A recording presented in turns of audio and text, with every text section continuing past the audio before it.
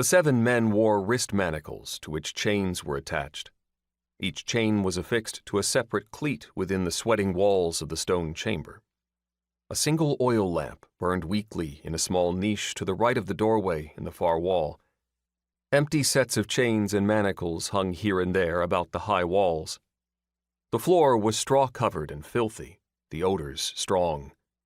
All of the men were bearded and ragged. Their pale faces were deeply lined. Their eyes were fixed upon the doorway. Bright forms danced or darted in the air before them, passing through the solid walls, occasionally emerging elsewhere. Some of these were abstract, some resembled natural objects, flowers, snakes, birds, leaves, generally to the point of parody. A pale green whirlwind rose and died in the far corner, shedding a horde of insects upon the floor. Immediately, a scrabbling began within the straw, as small things rushed to consume them.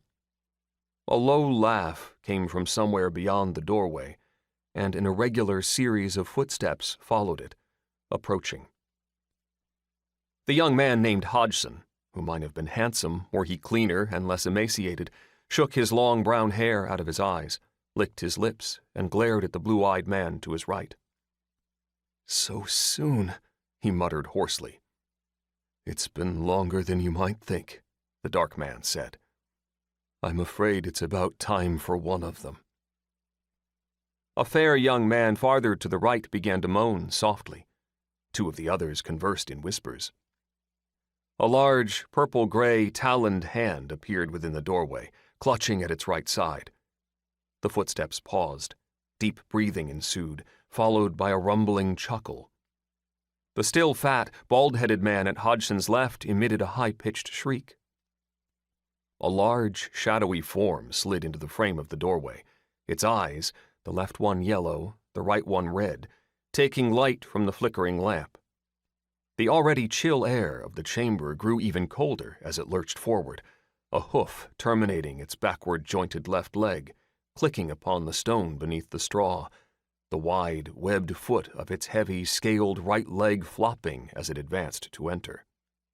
Swinging forward, its long, thickly muscled arms reached to the ground, talons raking along it.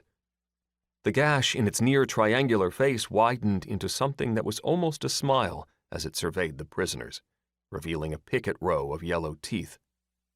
It moved to the center of the chamber and halted. A shower of flowers fell about it, and it brushed at them as if annoyed. It was completely hairless, its skin of a leathery texture with a sprinkling of scales in peculiar locations. It appeared to be without gender.